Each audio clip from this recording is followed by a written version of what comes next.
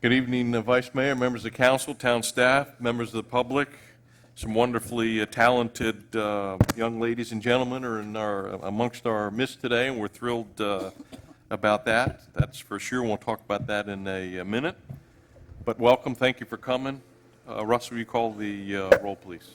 Councilmember Doug McKay. Here. Councilmember Freddie Fisickelli. Here. Councilmember Steve Brightcruz. Here. Vice Mayor Gary Jablonski. Here. Mayor Jeff Nelson. Here. We all stand for the pledge, please. I pledge allegiance to the flag of the United States of America and to the republic for which it stands, one nation, under God, indivisible, with liberty and justice for all.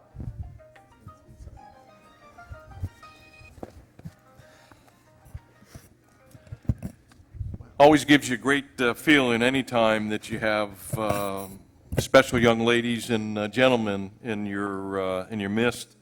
And I know that we have some very special young ladies and gentlemen here tonight.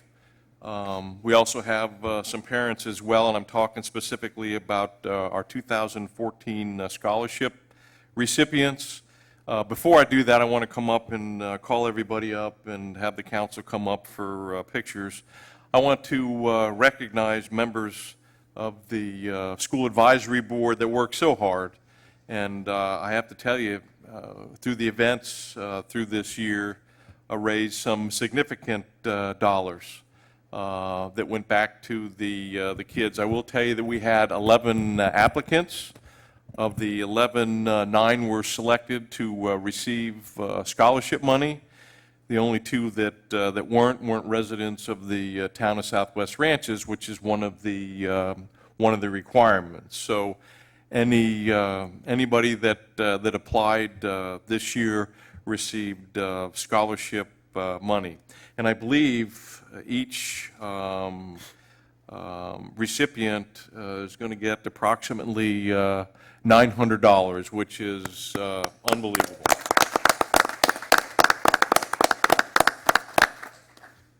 It's part of the school advisory board, and before I introduce them, I want to recognize a wonderful person that works hard not only for the town of Southwest Ranches, but for the school board all the time, and a dear friend of the town of Southwest Ranches. I'm going to invite her to come up and say a few words after we do the presentation, and it's always a pleasure to see her, and it's just a wonderfully dedicated individual, Miss Patty Good, member of the school board.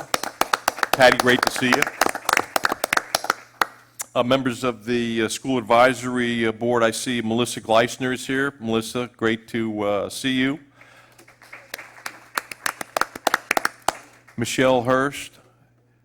I don't see Michelle. Leslie Thiele. Leslie is not here. Chris Brownlow, I saw her earlier. Is Chris still here? Is not. Gwen Weekly Roberts and Rosina Maripovi Beauvais. Thank you all so very, very much for the great job that you do. On behalf of the town of Southwest Ranches, representing our kids' interest. And again, for these fundraisers, and $900 will go a long way, I know, to these young ladies and gentlemen. So if I could, and maybe get the council to come down there, if you don't mind, we give these presentations. We certainly like to record this as part of history, and I know historical society members are here today. We'd love to include this as part of history. So if y'all don't mind, can we go down there so I can call the recipients up?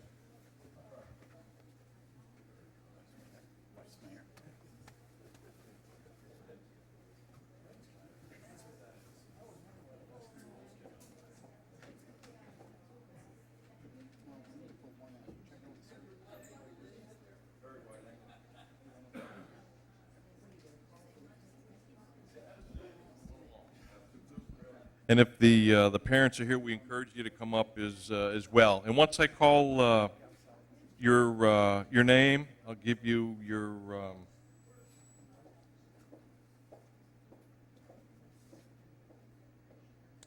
a confirmation of your scholarship award, and will be given to you sometime in the near future as you pursue these wonderful educational endeavors. And I know that all of you are going on to colleges, and so proud of each and every one of you. We wish you nothing but the very, very, very best. And as I said before, I'll say it again, and I'm in this business. We deal with 4,400 kids every day, and it's just a blessing. We're surrogate parents to you all. We take that relationship very seriously. For 9.5 months, you're our kids. And the reason we're in this business because it's just a pleasure and honor to get up every day and have the opportunity to see you all prosper and grow and go on to bigger and better things.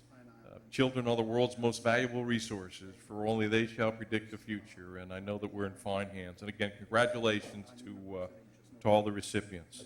So if I can get you to come up and just stand here once and the parents, please, we want you part of this process as well. We want to get a photograph. And these are the recipients, the scholarship recipients. Andrew Gleisner. The Gleisner family I know is here. Melissa, I hope you'll come on up as well.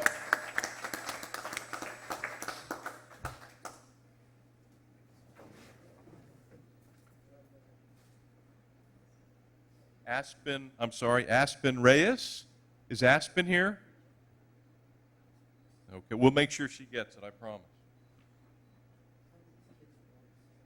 Krisana Haranoff, and I sincerely apologize if I didn't do a very good job with the pronunciation.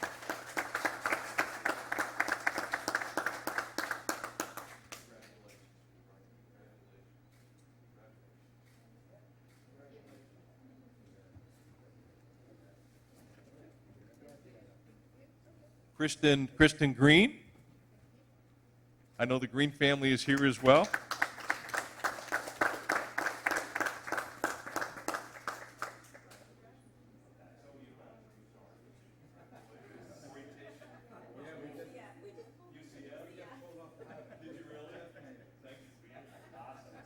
Just coming back from orientation at the University of Central Florida. I actually have a nephew that's going to school there.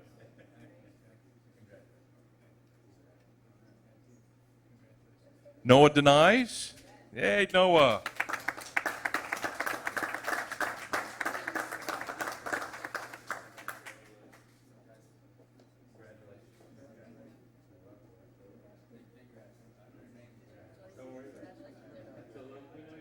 One of our favorite families here in the town of Southwest Ranches, the Cementa family and Sage Cementa.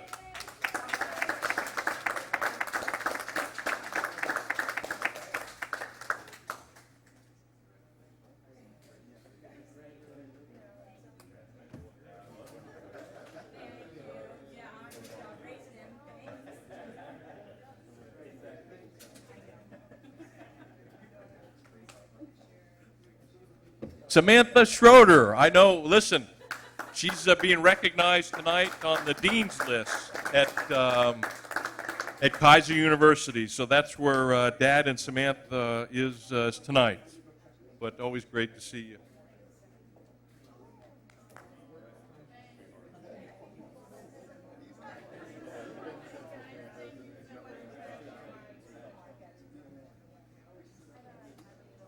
Shauna Stevens? Is Shauna Stevens here? We'll make sure that Shauna gets that. Stephanie Morris. Is Stephanie Morris here? No Stephanie Morris. We'll make sure that she gets her scholarship. Congratulations to all the recipients. And again, thank you to the Education Advisory Board. And once we get a picture, I'm going to invite Patty to come up and say a few words. Because I know she wants to. She's anytime you have an opportunity to talk about these wonderful kids, it doesn't get any better. Good to see you. I'm a little short.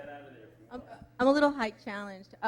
I won't take long. I heard that the scholarships were being distributed tonight. I just want to thank your Education Advisory Board and Melissa Gleisner and all the members, and of course this council, for always putting education first. I really commend each and every one of you. You're so supportive, and to the parents, so much of these students' success is because of you and your involvement in your children's lives. I have 2 in college, so I will tell you that every penny they're receiving today is going to come in really handy. So congratulations to all of you. Thank you.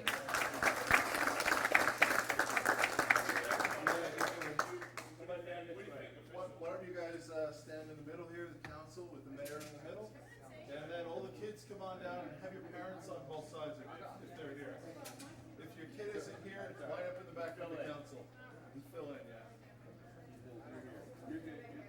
No, kids gotta come around front. All right, everybody who's holding your certificate, come on around front here. Come on, right in the middle, right in the middle, right in the middle. You guys are gonna have to come way in because stop the photo. Why don't you step next to Gary back there? You're around. Cindy, you're definitely good. Both you and him in the back. So can you switch sides with Cindy? I always had a team come on right in the middle. Yeah. You're less tall than Cindy. It doesn't sound right now. So can I see everybody's faces now? I think so. I was like, oh my God. All right, hold on. Should I photo bomb them? All right, everybody looking this way? I do require a smile. Well, we'll just keep taking them. Hold your certificates up too if you have them. All right, big smiles, everybody. Look this way. I'm going to take a couple. Keep looking this way. One more. All right. Stop talking. Look this way. I'll take a blink. A quick blink. Everybody blink. I know. I'm just trying to capture the moment with you not talking. All right. Look this way. Big smiles. Thank you. All right.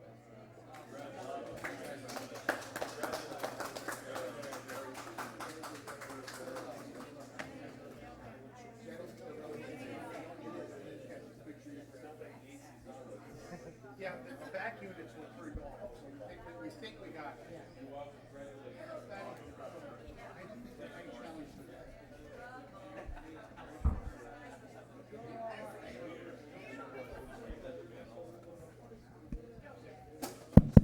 Test.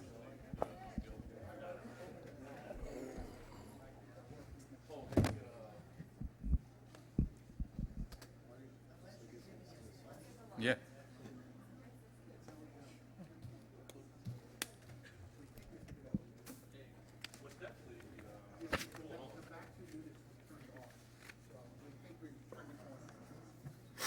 Thank you, great job. The back two units were turned on. We never turned them on. You mean it always works better when you turn them on? Well, we raise the temperature, but we never turn them on. You're supposed to just, Yeah, somebody turned them on. There's no hot air in here anyway. That's got to be an AC problem. Okay. Oh, yeah, I'm sure that they probably do. You're more than welcome to stay. We'd love to have you. We encourage you to be a part of this. You don't have to, obviously, but it's a pleasure to see you again. It's always wonderful to have a great group of talented ladies and gentlemen. And again, congratulations to all the recipients. So very, very proud of you and wish you nothing but success in the future. And I know that your future is going to be very successful. Okay, that concludes item number 3. Item number 4, public comment.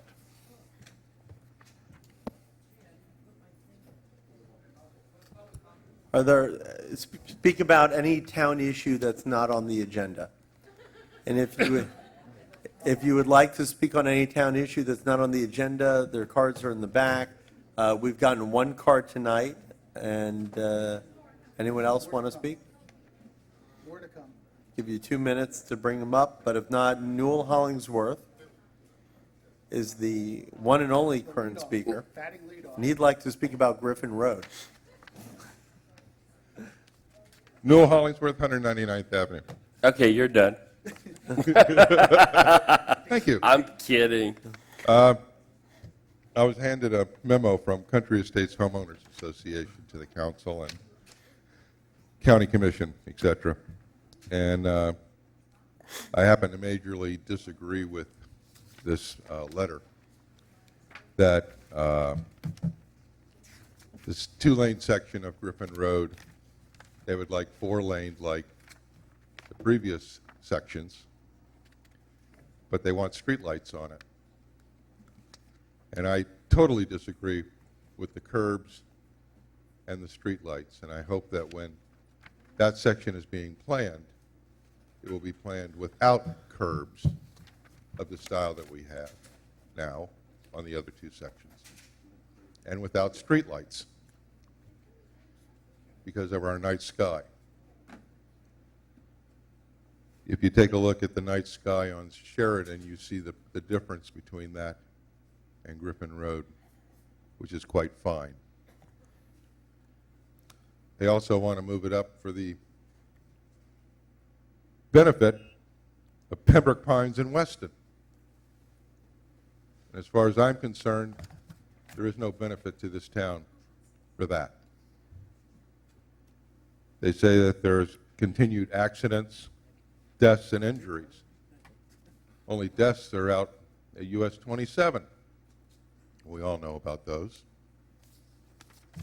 And the car accidents generally have been set up to alcohol related, and a lot of them from the truck stop in Weston. So, you're saying the high volume of traffic on Griffin Road. The high volume of traffic is the speeding motorcycles and speeding Westonites and speeding individuals under the influence of alcohol. I do not believe that Griffin Road needs to be expanded. I do not believe that 2 sections that were expanded needed to be expanded. Because all it does is give the Westonites and others a greater access to leaving their town and cluttering our town. And let them take their traffic through their town and to I-75, and we'll take ours. So, I totally disagree with the Country Estates Homeowners Association again. They do not speak for me. They only speak for the minor number of people that they have as paid members, and that is all. They appear to be doing, I love the town, now change it for me. And I don't believe in that.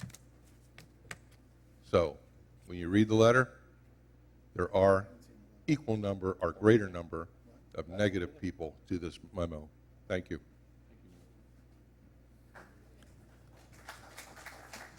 Okay, I think we have all the speakers now. Is there any more? Okay, then the next up is Gay Chapels, followed by Deb Goff Rose, followed by Debbie Green, who's his final speaker. Just in case the public doesn't know, we had a just really slam bang competition for 2 positions, Vice Mayor Gary's position and Steve Bright Cruz's, and it was a hand wringer, it really was. And obviously, I guess your competition decided that it wasn't really that great a job. and y'all needed to stay there and continue on because the pay is, and you take a lot of abuse from the public in general.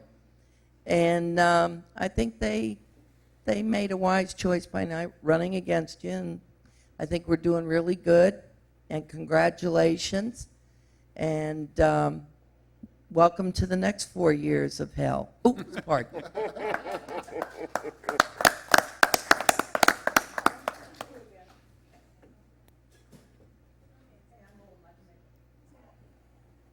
Hello there, my council peeps. The world is turning as it should, that you are all where you're supposed to be. I'm happy about that. Oh, Deborah Goff Rose, a.k.a. Red. All right, now I'm going to switch gears. Volunteer fire department. That's not on the agenda tonight, is it? There's an executive Later. after this meeting is over. After Oh, this good, meeting. my timing But, is good. yeah. I just have a couple concerns because I know there are some people that want to dissolve them. And I know money's an issue, this and that, but the volunteer fire department has always been there to help us. Whether it be, I know it's stupid things. Well, no, it's not stupid things. I take that back. Unusual things, we'll go with that. Giving out the maps for the fire department. Helping the large animal rescue. Where would we be without them? They're great. They do, our barbecues. They help us in so many ways. But also, if we get rid of them and the Davie Fire Department is on a call taking somebody to Cleveland Clinic or on a fire rescue and 91's busy and the other one's also busy, if I'm having a heart attack, who am I going to call?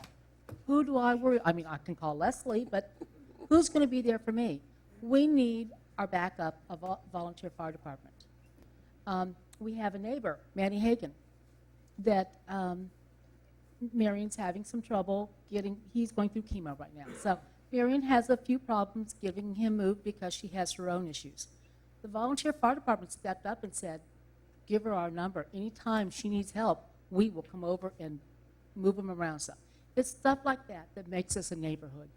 So keep that in mind. I'll pay a couple extra dollars taxes, I will. Thank you.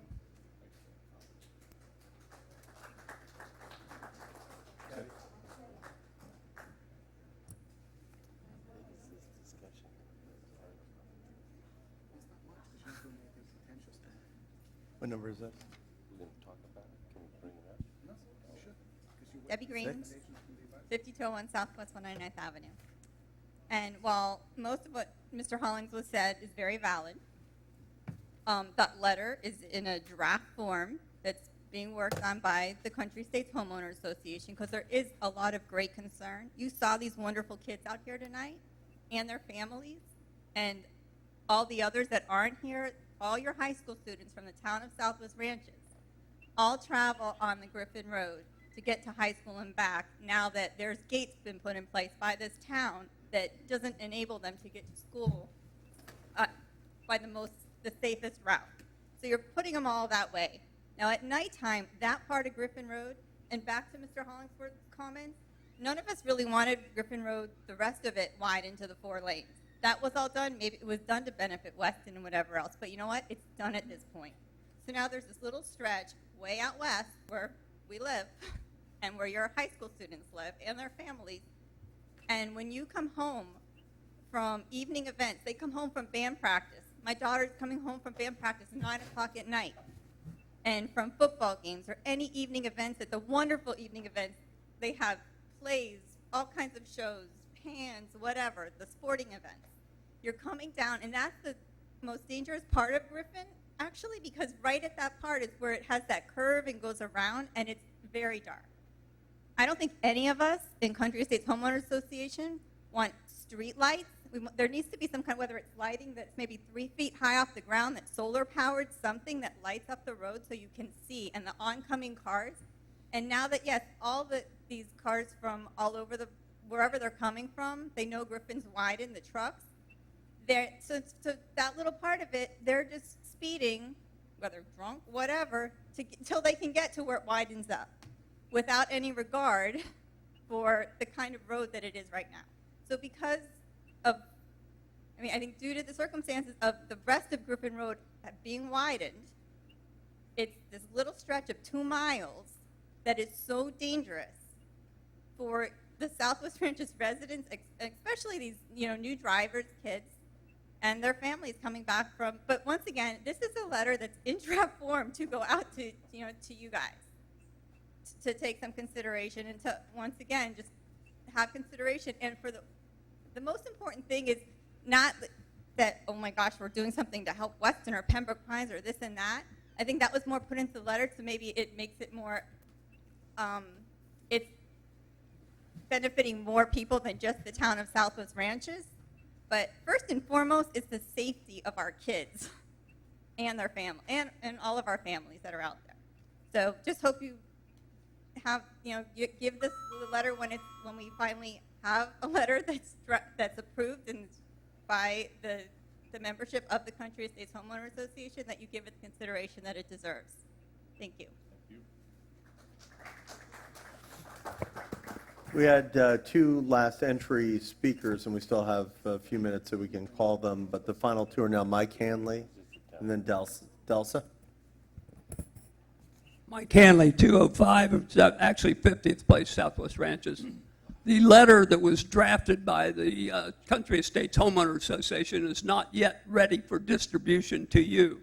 I don't know why Mr. Hollingsworth brought it up at this event, but I vehemently disagree with him. The people that go to the CEHOA voted unanimously to put this letter in print and distribute it to you and all the other city officials that we can get that letter to. It has not been released for distribution. Maybe Mr. Hollingsworth's got a copy of it and he's brought it before this board. I disagree that we should live in an anachronistic, under-the-dome situation with a two-lane Griffin Road. It's 4 lanes out to Bonaventure Boulevard. It should be expanded to 4 lanes all the rest of the way out. If you live out there and you progress from south to north to try and get east on Griffin Road, it is a hazard. There are trucks and other vehicles that are speeding excessively down there. There have been accidents. I don't necessarily say that you can blame it on drunk drivers, irresponsible drivers, motorcycles. Accidents happen. We saw a disastrous accident coming from Griffin Road to US 27 when the woman was killed taking her child to school. I personally have had close experiences coming out of 205 Avenue trying to make a right turn to go east on Griffin Road, which is only 2 lanes out there. And it is hazardous. You've got vegetation, trees, and other things blocking your view, particularly up there where the Mormon church used to be. People can't get out at 209. You're going to put in that the new highway. They won't be able to see around that corner, and they do speed on Griffin Road. Let's make it 4 lanes and get out of this rural atmosphere of not expanding our roads to the 20th or 21st century, for crying out loud. I think Freddie's going to address this issue about getting the money to expand Griffin Road. Whether you put a light bulb on it or not is irrelevant. They have headlights on cars, and you can see in the daylight. There are solar cells that Dania just put in for $1.2 some odd million that was all paid for by the Broward County and the federal government. We can get the money. We don't have to spend a nickel, and let's just fix Griffin Road. You already blocked out our 3 main principal lanes to get south from where I live out there. When 199 is blocked, 202 is blocked, and 205 is blocked. Let's get into the 21st century, gentlemen. When that letter comes, please read it with a grain of salt and quit living in this negativism that we have spawned out here with your rural atmosphere. Thank you. Thank you. Delsa, final speaker. I don't think I'm going to be that loud. But rural is what we are. Rural is what we've been with for the last 30 years. I don't want to see it change. That's just me. I wanted to speak about the volunteer fire department because I, too, heard the rumors that someone wanted to disband them. It's a bad idea. These are dedicated men and women, all have fire certificates. Paramedic certificates. They are all certified. The least certified person out there is I can't think of the name, it's just one certificate. It's called Fire One. And they are all certified, every last one of them, and they work hard. They serve 24-hour shifts. Yes, would they rather be in a busier city? You betcha, because they're wanting to use their craft, crafts that they've been trained for. So think real hard about it. We pay a lot of money to Davie. I've lived out here since 1976. I want my money to stay in this town. We could have become Davie 23 plus years ago and chose not to. And that's how I still feel. I'm only one person.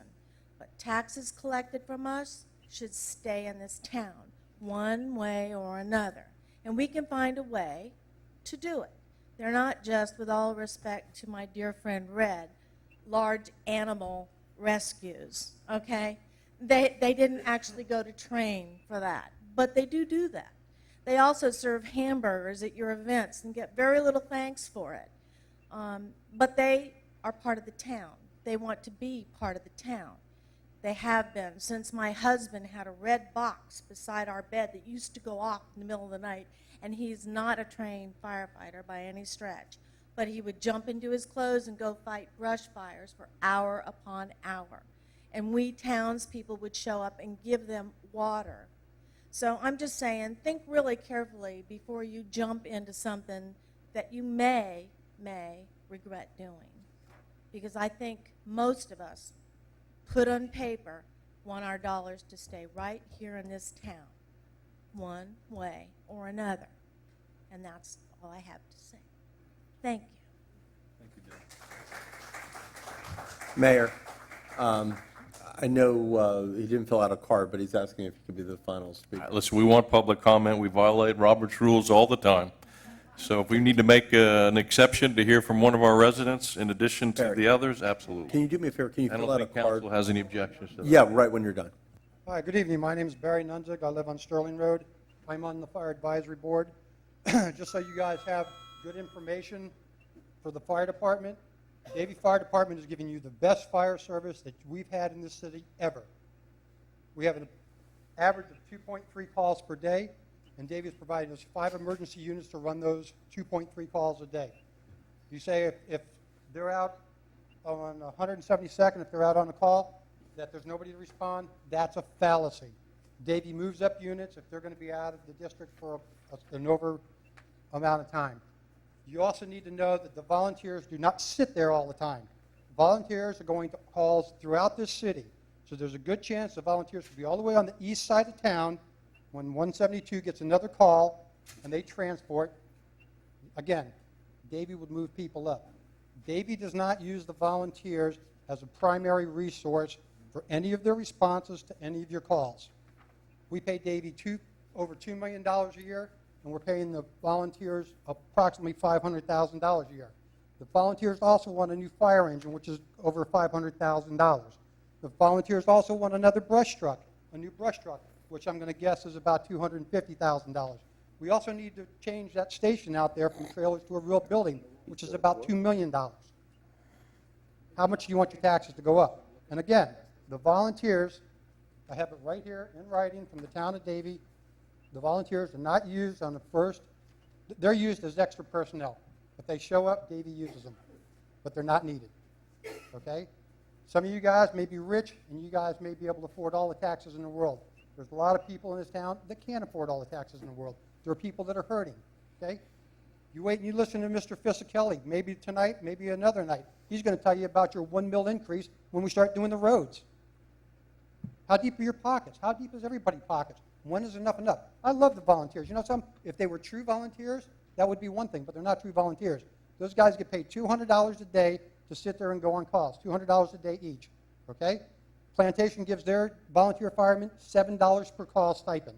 That's what they get, no matter how long the call runs. As far as your large animal rescue, Davie has a whole procedure for large animal rescue. Davie has a whole procedure for brush fires.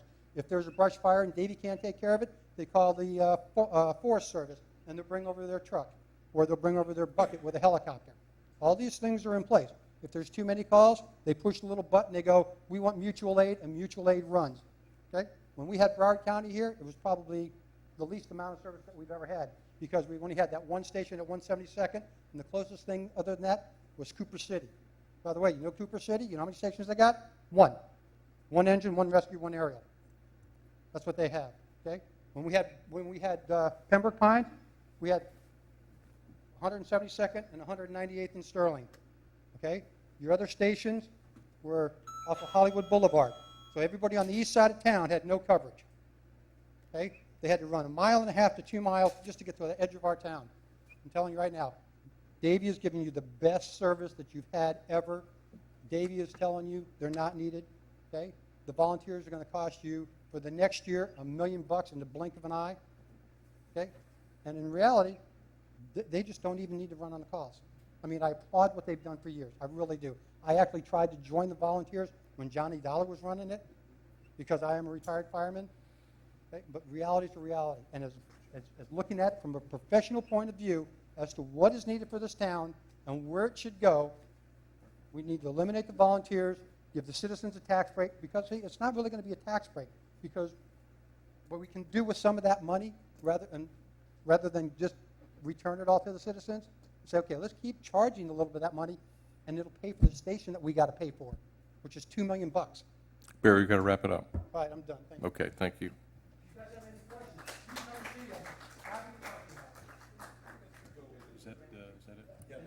Okay, that concludes public comment. Item number 5, board reports. Any members here of any boards like to update us on anything?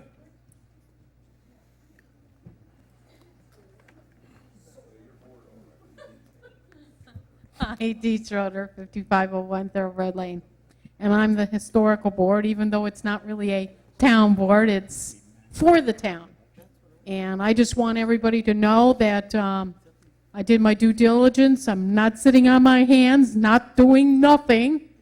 I did put in the budget to ask this wonderful council for money, because there's nothing more important, really, beside family than money and more money. And that's what I want, a lot more money. So when you get my budget, guys, remember, we can't make this place look real pretty and make it real nice without the money. So that's where we're at right now. Thank you. Any other board comments? No, it's the Parks Board, and I just want you to know that we're moving forward on the barn out there, and the floor is down, and they're going to, I guess, put the windows in before they do the ceiling.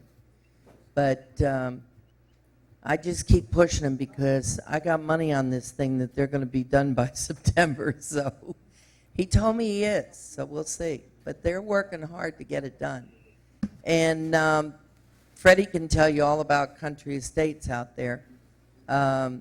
I did get somebody asked, I think Noel asked me if we could grade the stuff to the east of the recreation, the tot lot, and what's going on there, because it's not mowed.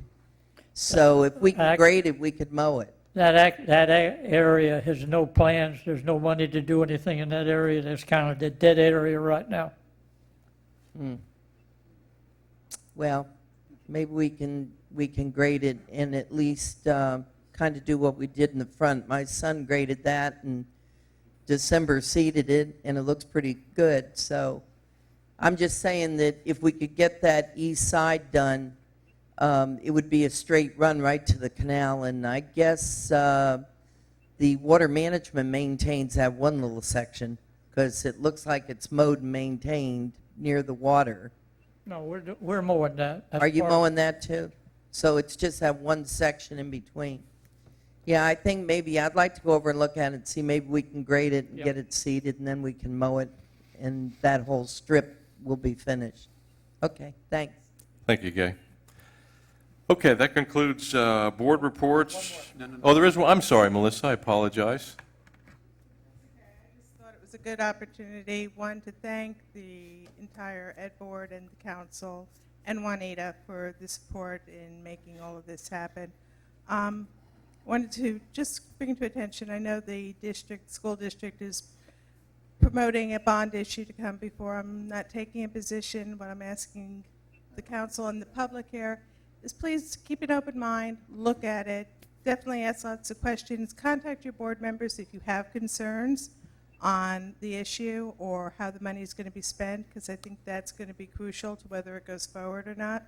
But pay attention, don't let it happen with your head in the sand. Please take the time. It is important. Our schools are in need of help as well as the students.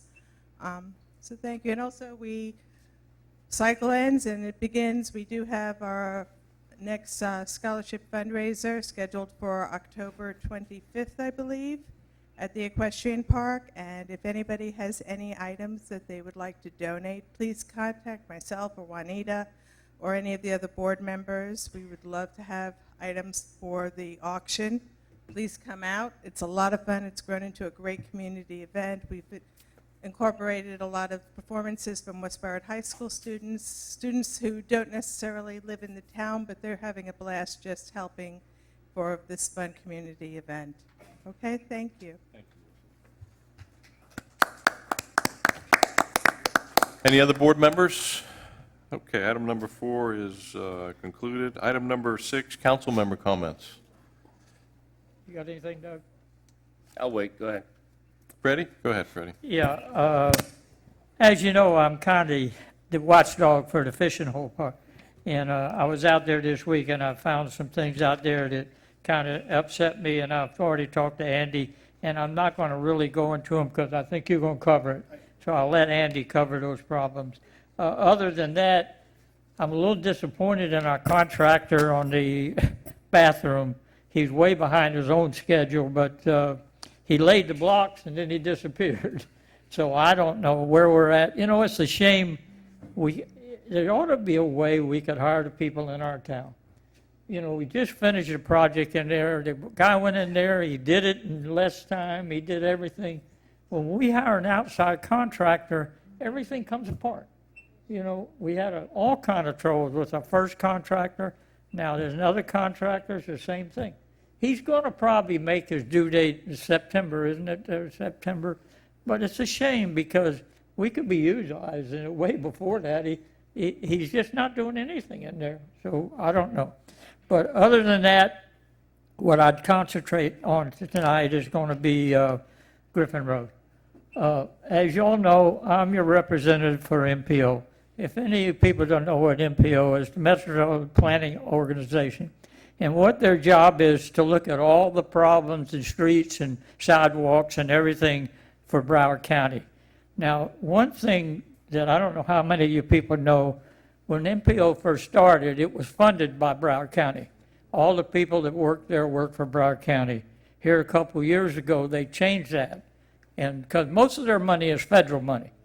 They moved away from Broward County. They don't even meet in their hall anymore. They meet up in Coconut Creek. And the people that worked for MPO actually had to make a decision, did they want to stay with Broward County or go with MPO? Most of them stayed with MPO. I just want to give you a little background on what they are and where they're doing. But, you know, there's a lot of discussion on Griffin Road, widening Griffin Road. All I want to do tonight is explain to you what that entices. To start with, it's on MPO's goal for 2026, which is 20 years from now, less than 20 years from now. To move this, the next movement would be what you need to do is to move it from the 20-year plan to the 5-year plan.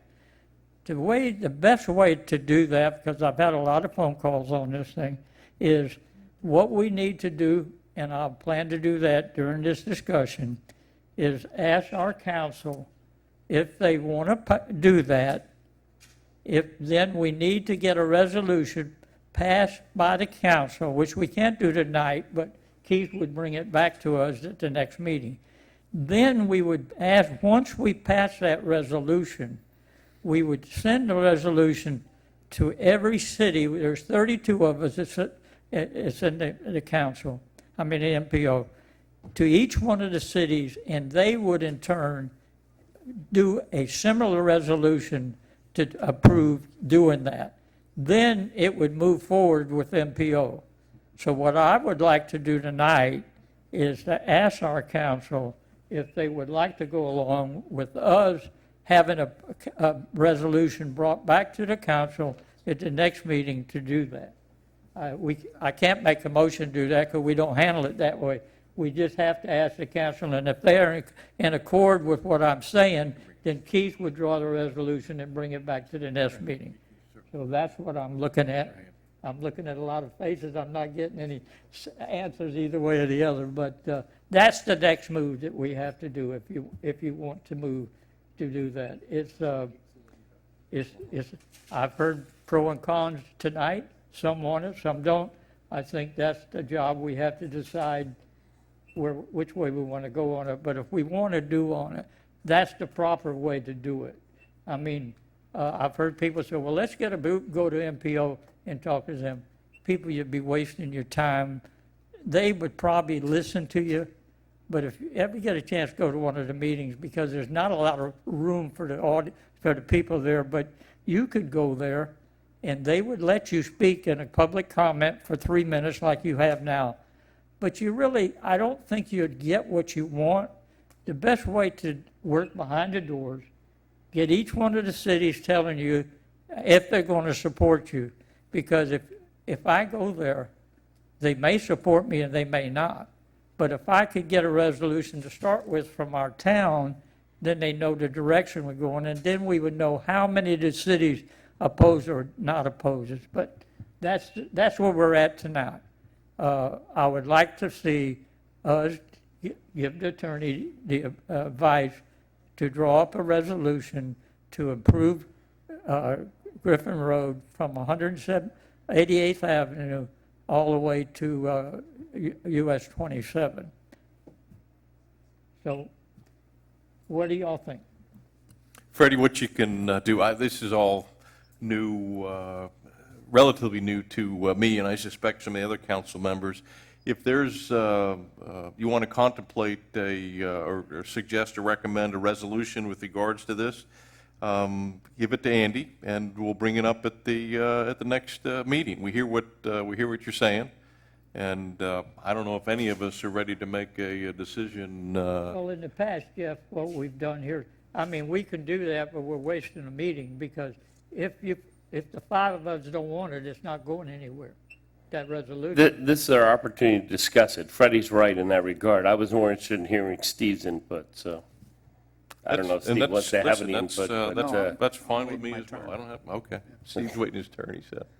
That's fine as well. Listen, if there is a consensus that we want to talk about this tonight and determine what direction, I certainly don't have an issue, Well, problem with that. we're really not talking about it.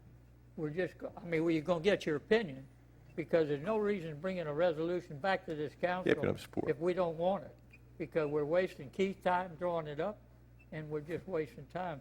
The protocol that we've done in the past, this is what we've done. We've come here and asked the council, do you want to talk about this? Then the only way we can talk about it is to make a resolution, bring it back, and say yes or no, and let's get it over with. And that's where we're at, Jeff. It's in your court, gentlemen. Listen, I'm listening. It's more, I'd say, Steve and Gary's district than it is my district. But, I'm here to listen to you guys first and jump on the bandwagon and based on what you guys want. Gary, and then Steve, I'll give it to you. Yeah, well, I was just going to respond in general, but part of that, I need to think about it. It's just kind of like, it's coming rather quick, and I think we need to have a discussion on it Yeah. before we get to draw the resolution up amongst all of us.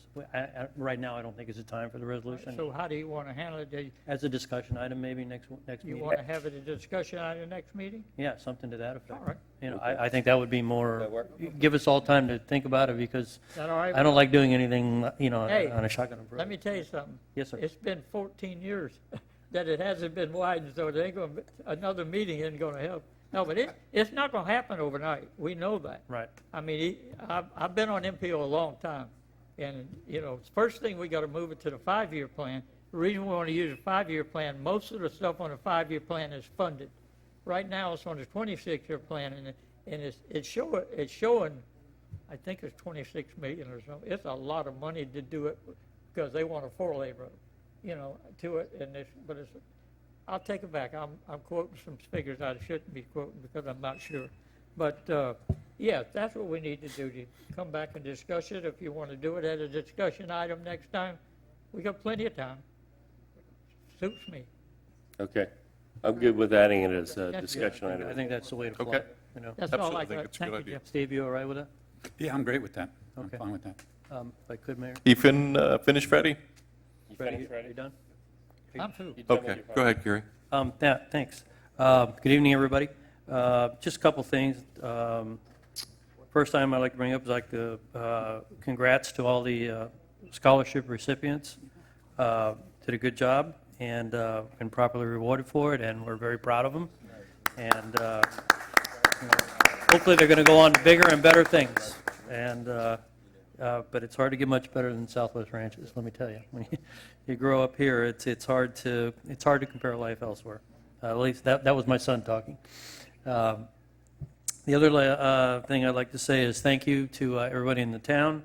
Apparently, I've joined the club that everybody else has been a recipient of one time or another, and that is that I drew no contenders for the next election, so we're basically what's called a walk-on, walk-in. And I just wanted to thank everybody for their support. It's a real affirmation that the town council is heading in the right direction, and we're making the proper decisions for the future of our town. I just wanted to thank everybody for that. And that's all I got for tonight. Thank you. Thank you, Gary. Steve? Thank you, Mayor. I did want to comment on the widening of Griffin Road out there, and I want to give a comment really from two perspectives. I don't normally give both perspectives, but generally speaking, they're always there, and they're not always the same. Perspective number one is as a resident, as somebody who's lived off of that two-lane road for 18 years, really 19 years, and time flies.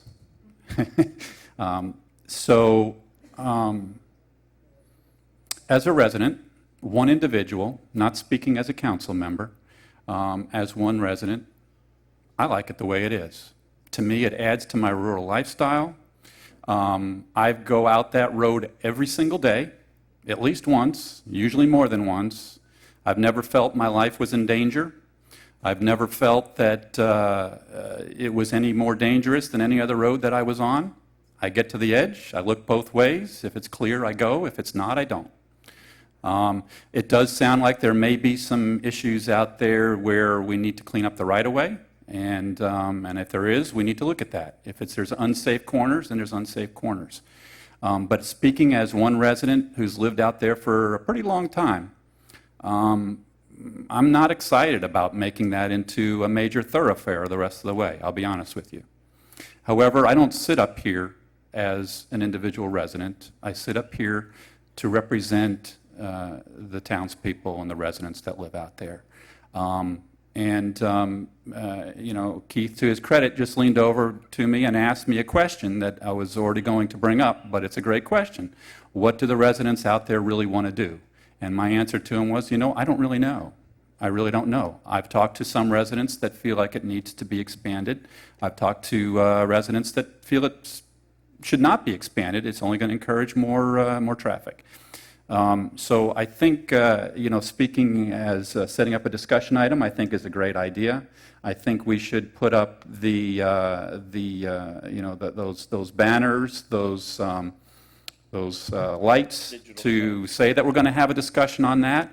I think it should be well publicized. I don't know if we can do that between now and the next meeting, but it should be in a meeting that's coming up pretty soon, and when we're comfortable that we can get the word out, because I want to know. If the majority of the residents want that road to be expanded, I'll support it, because that's what I sit up here to do, even though I personally don't feel that way. That's what I was elected to do, and that's what I will do. But I don't have a clear indication right now how residents feel. So I'm looking forward to that discussion item. I'm looking forward to hearing from the residents. I'm looking forward to understanding their feelings better. The other topic I wanted to talk about is, once again, as the Vice Mayor mentioned, I'm just really appreciative of this town. I'm really appreciative of the residents of this town. I'm really appreciative of the opportunity to sit in this chair. And I know it's an opportunity. I know it's a privilege. And I know that I'm very thankful to have the support and the trust and the respect of this town. So I really appreciate that. I want to tell you that when I first ran for office in 2002 and got trounced, crushed like a grape, I think I still hold the record for the worst showing of any candidate here at Southwest Ranches. At that time, I believed that there was only one reason to sit up here, and that was to preserve the rural lifestyle of this town. If you don't believe in the rural lifestyle of this town, there are a million other options for you in South Florida that are wonderful options. But if you believe in a rural lifestyle, there's really only one option for you, and that's the town of Southwest Ranches. And that's why we're here. And that's what I'm committed to. And it doesn't matter whether I got trounced in 2002 or got a free walk in 2014. I'm still just as committed to that as ever, and it's a privilege. Thank you. I just really appreciate it. Thanks. Mayor, can I make a comment here? And I want Steve to hear this. Steve, yes, I want you to hear this. Okay. You know, I had to smile whenever Steve was talking about that because he ran against Blanton, and I was on the council with Blanton, and I had committed to Blanton. Well, I met Steve at the polls. I'm standing there, and Steve's trying to get votes, and I'm fighting against him. It was fun. It was fun, and ever since then, It was. we've been very good friends, and I've supported him all the way, but I'll never forget that. Yep. If I can, I have to add to that story, if you'll allow me a little latitude, Mayor. So Freddie and I is exactly like what he was saying. He was out there, he had signs for Forrest Blanton, and of course I was running against Forrest.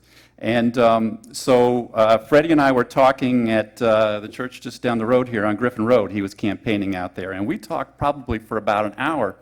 And Freddie looks up to me and he says, you know, shouldn't you be campaigning rather than talking to me? And I said, Freddie, if I keep you talking, I'd probably get more votes than be out there talking to residents myself, because so many people value what Freddie says. So I figured I was doing the best. It was the best I could do with my time, just keeping him busy. But yeah, it was great. That was the beginning of a good friendship. Appreciate it, Freddie. Just real quickly as well, want to congratulate the Vice Mayor, Jablonski, and Council Member Bright Cruz. You know, we talk about a privilege. We talk about this unique town that we represent. We talk about you know, these issues and the fights and in furtherance of preserving this unique lifestyle that we have. I am so very much appreciative, not only for Doug and for Freddie, but for both of you, everybody that sits up here, your commitment, your dedication, your hard work, your compassion, how you have no issues with fighting the fight when we need to fight the fight to preserve what we're all about. We don't always agree, but I got to tell you, it's a damn honor and privilege and a pleasure to be up here amongst this group that is so committed and concerned and loves this town. And I'm just thrilled to death to have the Vice Mayor and also Council Member Bright Cruz, Vice Mayor Jablonski for up here another 4 years. I've got 2 years and a few months, but up here another 4 years. I know this town is in great hands. And again, congratulations, and I'm just, I couldn't be happier or more thrilled. We're very, very fortunate to have not only you guys up here, but Freddie and Doug as well, to have this team that's in place, and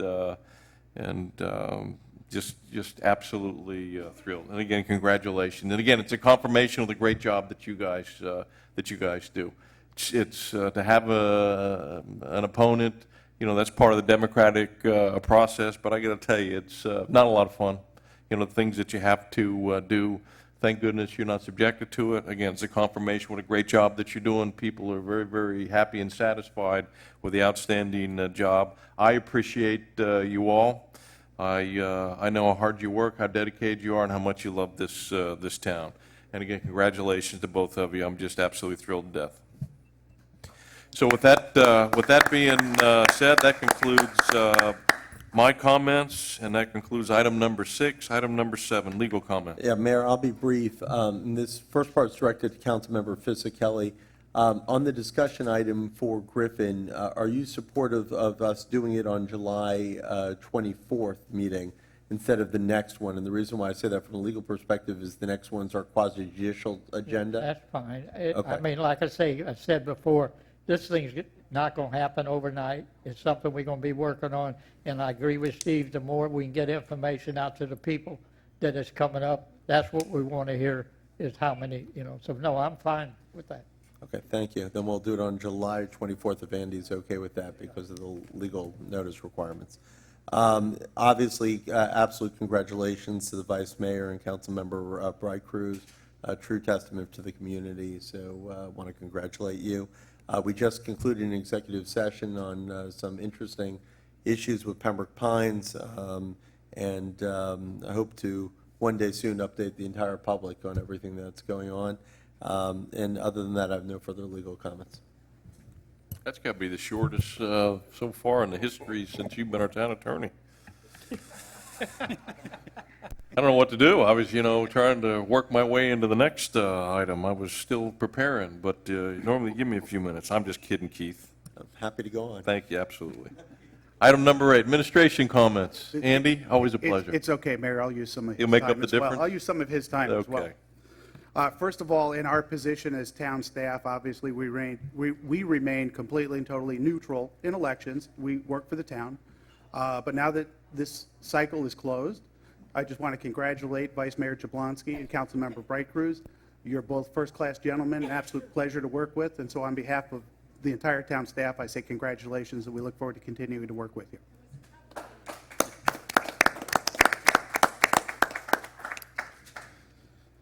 Okay, I'm going to go down my checklist now. I just wanted to cover that one first. That was the fun one. You may recall at the last council meeting, Councilmember Doug McKay had mentioned that he had some display cabinets they thought might work well for the Historical Society. I have been over to his office. I've looked at those. I think it might be an ideal opportunity. And I may be getting ahead of myself because I haven't fully consulted with the president of the Historical Society yet. But I think we may wind up seeing a display in town perhaps maybe sooner than we might have anticipated. But obviously, I'll work very closely with Dee on that and make sure she's happy with that.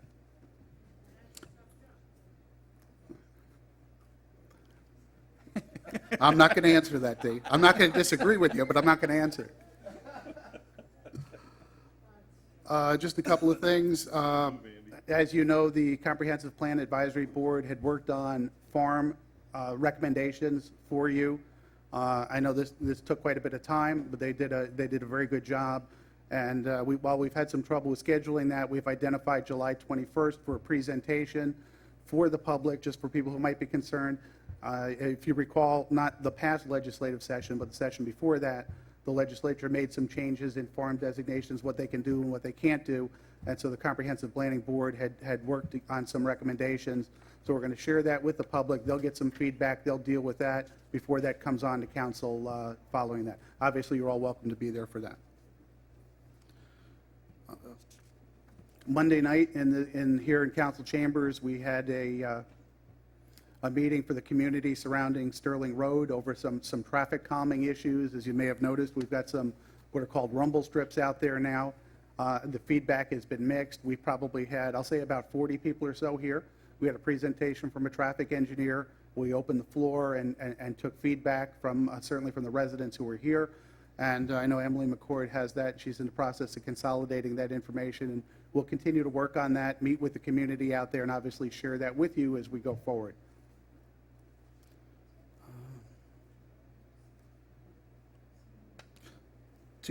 Just a couple other things. Councilmember Fisickelli had mentioned Fishing Hole Park. And the council member came in yesterday for his agenda briefing for a one-on-one. He had some issues with some things he had seen out at Fishing Hole Park, and I said, do you have time to go now? And we jumped in his truck and went running out there, and we looked at the issues that he had. I'll say that his issues were legitimate. The issues we're having is the contractor that we entered into an agreement with to clear those back 2 acres, if you may recall. We have a contractor who's working on those back 2 acres where ultimately the riding ring and the fishing pond would go. He was going to go clear out some of the I'll say, desirable landscape materials from there, and then he would fill in those holes, level it out to the best of his ability so there would be a mowable condition, remove all the invasive exotics and everything else. So at this point, we're coming to the end of that 6-month contract.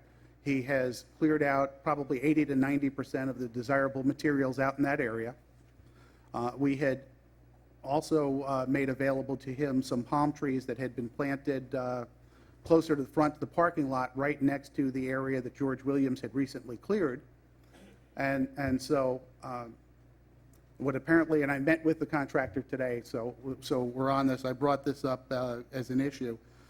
When his guys, he had another crew go back to pull those 8 palm trees in front. They were told to pull the trees in front. They didn't realize which trees it was, and they had gone into another area just behind that and pulled some trees.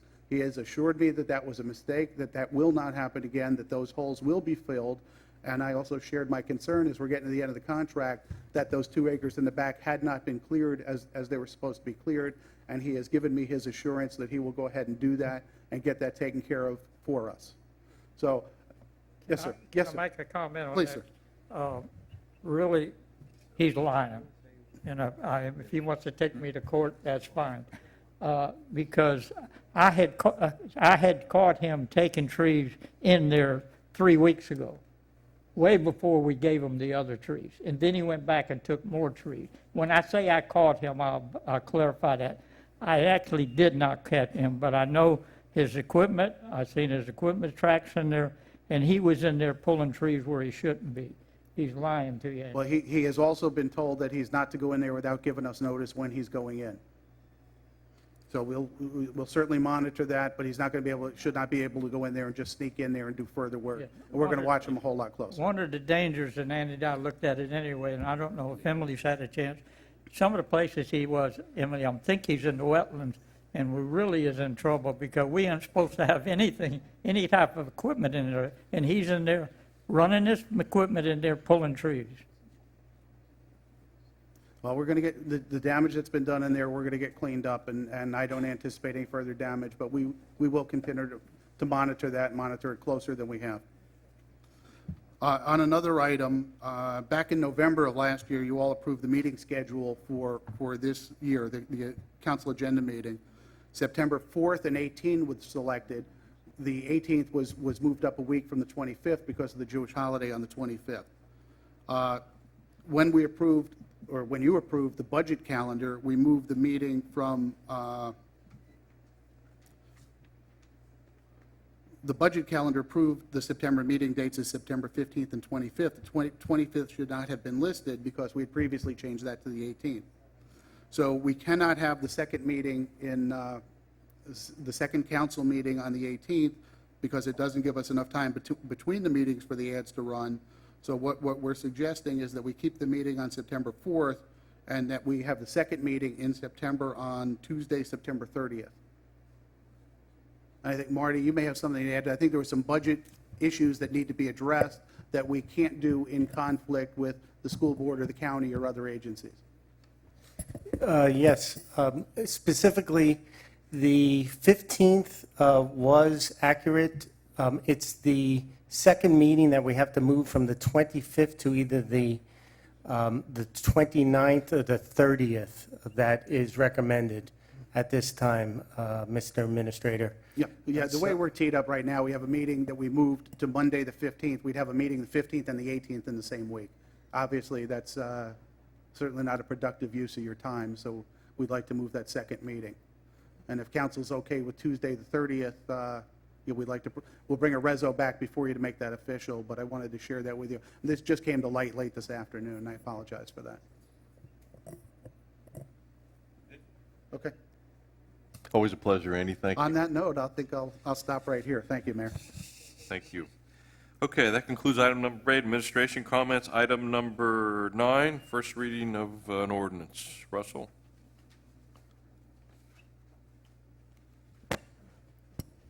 An ordinance of the Town of Southwest Ranches, Florida, amending the Town of Southwest Ranches Unified Land Development Code, the ULDC, in accordance with Section 163.08 Florida statutes to promote energy efficiency by enabling residents to construct roof eaves without impacting their overall plot coverage, amending the town's ULDC to discourage the illegal conversion of farm buildings and farm structures, amending Section 015-080 entitled Farms, amending Section 045-080 entitled Plot Coverage, Floor Area Ratio and Pervious Area, providing for conflict, providing for severability, providing for codification, and providing for an effective date.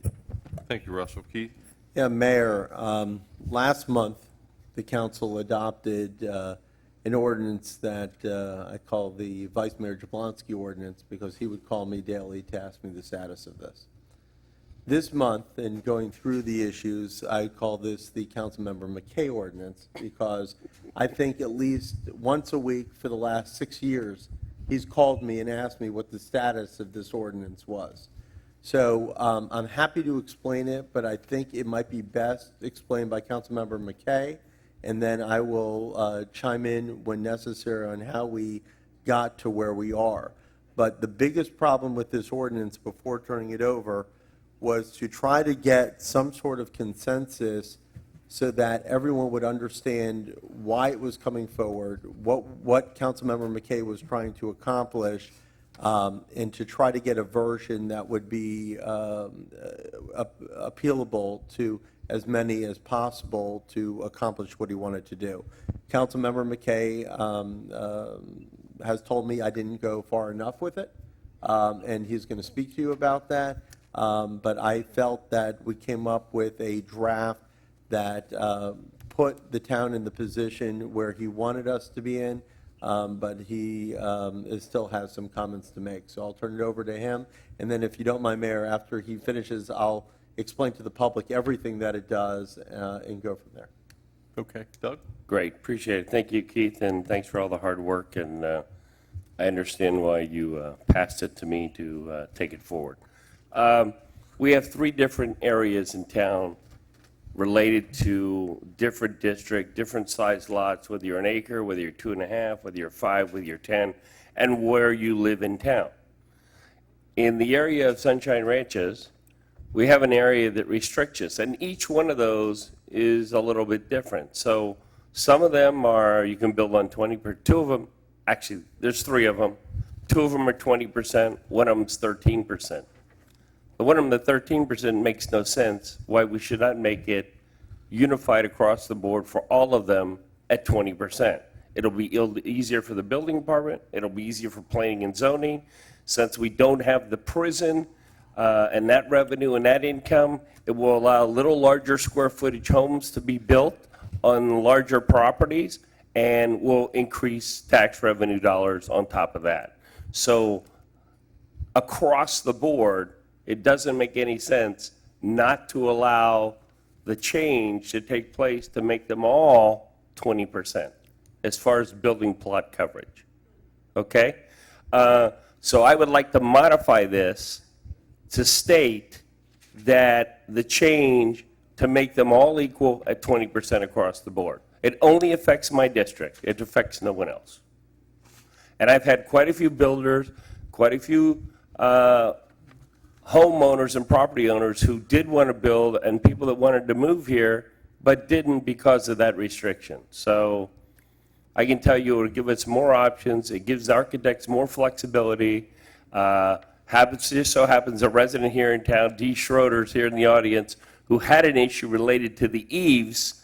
So that was a side thing. But it would just make everything uniformly through the town just be a lot smoother when it comes to planning and zoning in the building department. So it's a no-brainer. I would like you guys to support that.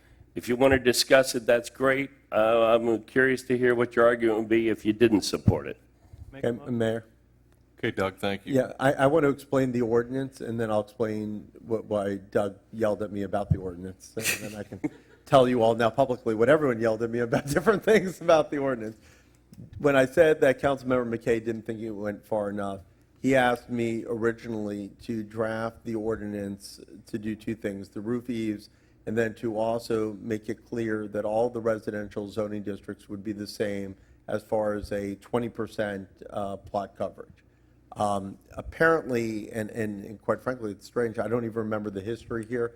Councilmember Jablonski filled me in, and I can say it publicly, that sometime in 1996, the county commission changed that district to make it 10% or whatever it is today as a result of illegal barn conversions and their fear that the density would double in the town of Southwest Ranches. I have no personal knowledge of this. I got that, the general flow from Councilmember Jablonski, who was at the meetings, and I think you mentioned it was championed by Scott Cowan, so that's how long ago. It was in the early 90s. Yeah, where it went. The purpose of this ordinance was to do a few things, and so on the one side, you have Councilmember McKay, who wants to amend the ordinance immediately to make sure it's clear that all the zoning districts are the same. Okay, so that's one amendment that he's throwing out there. The purpose of this ordinance originally was as a direct result of a discussion that came up 6 years ago in which homes in the town started to be developed without roofs. And what was happening was everyone wanted to make their plot coverage meet the true definition of the law. They wanted to have the bigger house possible. So they would build their house without roofs, because if you built your house with a roof, that eave would be considered part of the plot area. Square footage. The square footage. So about 6 years ago, we brought forward a law to basically just simply exclude roof eaves. I think that was how you did it originally 6 years ago. And that was not approved by the council because of a lot of different reasons, but part of it was then essentially what would happen is someone would build a home and then just put a roof on it, and it wouldn't really do anything. It would be still the box home with a roof. So for a very long time, we've tried to figure out how to deal with this issue, and it's not an easy issue. There's not a right or wrong answer on how to deal with it. But we looked at the different sizes of lots and made a determination that based on the size of the lot, that you could add the ability to put in a roof eaves and actually basically require a roof eaves. And if someone did the roof eave the way that we wanted, that we would incentivize them. We would say, okay, now design the house any way you want, and if you do it properly with the roof eaves from the get-go, then we'll incentivize you by increasing your plot area slightly so that you can build, what you want and still get your nice roof eaves in. The incentive, and it's hard to explain this, is very minor, and that's because the way it's done in acreage, it's 1 acre lots, and here it's 1%, 1 to 2 acres, 2%, and 2 and over, 3%. An acre is 43,560 or something like that. So as a result of that, when you're talking 1%, you're talking potentially a house could have an additional 430 square feet. Of course, you'd need to get rid of the eave part of it, so it's probably like an additional 100 square feet that potentially could be built under air. Andy and I spoke, and Jeff is in here tonight who drafted that provision, and Chris Zimmerman, the town's architect, is in here. But by the next meeting, both of them will be here, and we've asked Chris Zimmerman to actually draw models, and I know Newell asked for it when I spoke to him the other day, to actually show you how big the difference would be on the lot as a result of this ordinance. I know that Councilmember Bright Cruz and I spoke on this ordinance, and he explained to me, and it's something I didn't know, that a lot of the lots out west are actually a little shy of an acre because of easements dedicated over the year, et cetera. So his amendment, without speaking for you, would be immediately to include under an acre to an acre at that 1% level. And from staff's perspective, we have absolutely no objection to that. It might have been an oversight that we didn't realize there were that many non-conforming lots within the town of Southwest Ranches, but apparently as a result of easements and everything being dedicated over time, there would be. So in addition to the roof eaves, which was a direct result of houses not having roofs, we tied that in, and people say, what's with the energy stuff? The state of Florida changed the law and basically says that municipalities have to show how they've done energy conservation, and we're like one of the only municipalities that haven't done that yet. So we said, okay, and I asked the council member, if we're doing this anyway and you're proposing this, can I throw in the energy stuff? So don't get sidetracked by the energy stuff. That's to comply with the Florida legislative requirement, and that's why that's in there. The final thing that this ordinance does is the town has had a tremendous problem on illegal conversions of barns, a massive problem with that. People buy properties, especially new people coming to the ranches, see barns and think, oh, that should be my storage shed, that should be my guest house, that should be a million different things. State law actually says when it's no longer being utilized for farm purposes, you can't use it anymore for, you need to take it down, or you need to go to the municipality and get a permit. The biggest problem is that new residents don't know state law. And so they see it in their backyard, and they're like, great, this house has a 3,000 square foot barn. In the middle of the night, I'll make that my guest home, and we'll be good to go. And that actually goes back to what Councilmember Jablonski had mentioned about why the Rural Ranches District was 10% all those years ago, and that was because everyone was afraid of illegal barn conversion. So indirectly, we're killing two birds with one stone here by basically saying that if you have a barn on your property, a farm structure on your property, the town is 100% in support of it. The town would hope that it would remain rural and utilized for agricultural purposes, forever. But just in case it's not, we need to make sure that new owners coming into the ranches know that that's supposed to be an agricultural use and that it can't be converted without permits from the town. So what the second part of the ordinance requires is that any resident who builds a barn or an agricultural structure on their property, or any resident that currently has one that needs to go in for permits for something else, just record a simple sheet of paper in the public records of Broward County that basically says this structure on my property is for farm use only.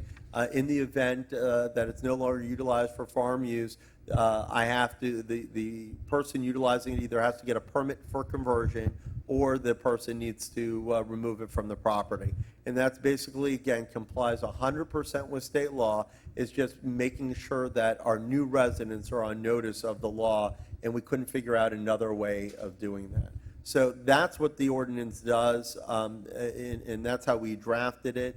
But again, I know that Councilmember McKay didn't think it went far enough, and that's why he jumped in with the other issue as well, because he was harping on the fact that the Rural Ranches District should go back to the way it was prior to the change by the county.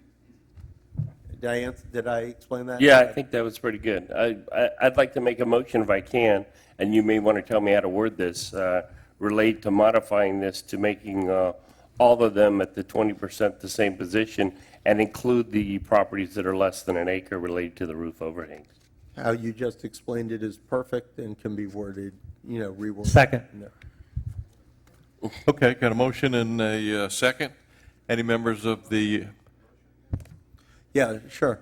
The motion is to approve the ordinance, subject to a modification that the Rural Ranches District be brought back to 20% plot coverage in conformity with the other residential zoning districts, and to modify the ordinance so that the properties less than 1 acre also would get a 1% plot coverage bonus in the event they build a house with a roof eave. I should also say that, as promised, there will be renderings at the next meeting, so I don't want anyone to think it's not being approved tonight. This is first reading. thank you, Keith. Okay, again, we got a motion and a second to approve. Any members of the public wish to comment on this item?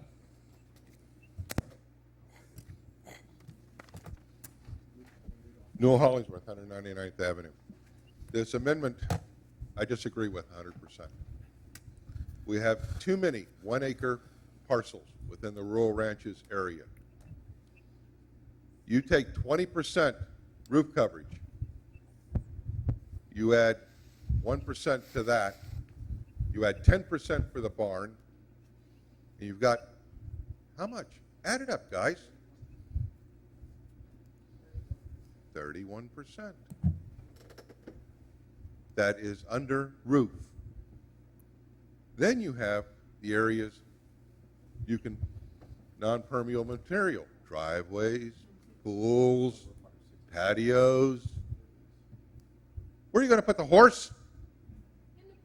In the pool. 10% in rural ranches is more than adequate. Rural estates was given 20% for the larger homes on 1 acre properties.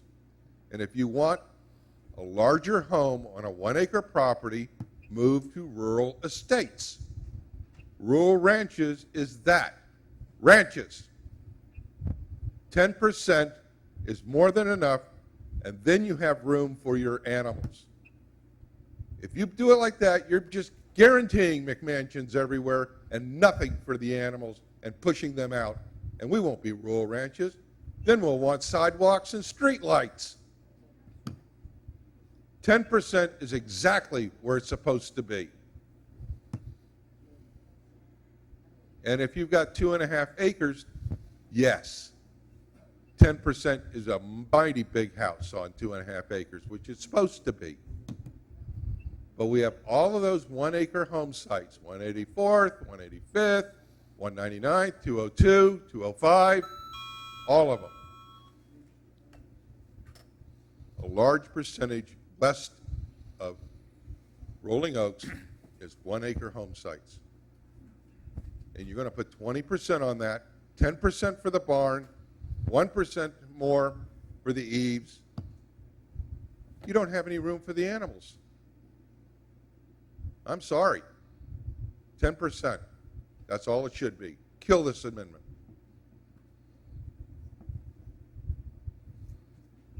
Bob Hartman, 5441 Southwest 198th Course. First off, as much as I love and respect Councilmember McKay, this ought to be called Georgie's ordinance. There's a particular member of our community who did everything he could to figure out how to get around this, and to his credit, he also spent a lot of time working with the town attorney to fix the holes that he used to build houses right through. So George Morris gets credit for a lot of this, by the way. I don't have a real big problem like Newell does with the extended plot coverage, other than the fact that we've now created more, in my view, drainage problems. The more impervious space you have, the more you're going to have on the lot to catch the water. And we know evidence a couple times over the last few weeks we have water problems in town that aren't fixed yet. I have read this at the comp plan board meeting, and I've read it probably 5 times tonight. And maybe I stepped outside when somebody was explaining how we're covering the eaves. Is that the point behind the bonus? I'll explain what. Okay, because It's defined. if I've looked through this 10 times, maybe 5, and I can't find what pertains to eaves, I'm not sure. I'm Joe Average Guy. I'm not sure if Joe Average Guy is Keith, find it there. Keith, may I speak on that a little bit, because I was on the council when this came up before. I'll finish my comments and Okay, I just do want whatever to you answer need your to do, Freddie. question. But, I'm not, I know we're trying to fix the problem, and some people are convinced, but again, as John Q. Public standing here reading it, it just doesn't jump out. The farm piece, I totally support, because there's a couple of those buildings right in my neighborhood that used to be barns. Thank you. D. Schroeder, 5501 Thoroughbred Lane. The way this reads right now, I'd have to support it. I challenge any one of you to come to my house and see the fire station that we had to build because of that eaves problem. It's horrible. This just needs to be passed and needs to be done.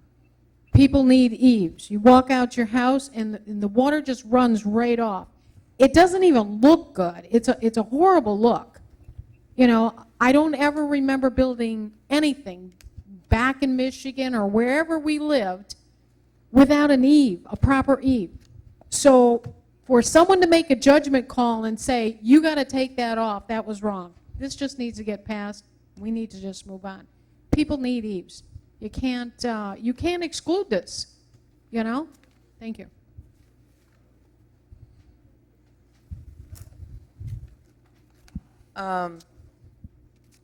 I'm in favor of it. I think you should approve it. I've been all over this town for a long time, and people have built barns, houses on 1 acre.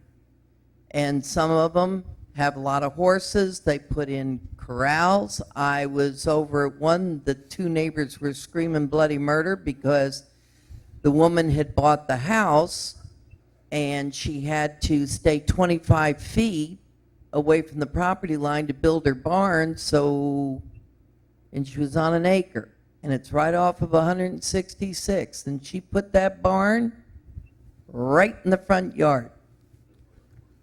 So, you know, these people buy these homes and they have their horses and whatnot, and when she's ready to leave, and if they don't want to have the barn anymore, the barn's going to come down and the house is still there. So 20%, I have 9 acres. Now, I did a PDR, so I can't build any more than what I have. But if somebody has 9 acres and they want to build, they should be able to do 20% on it. They shouldn't be restricted to 13% because they have more land.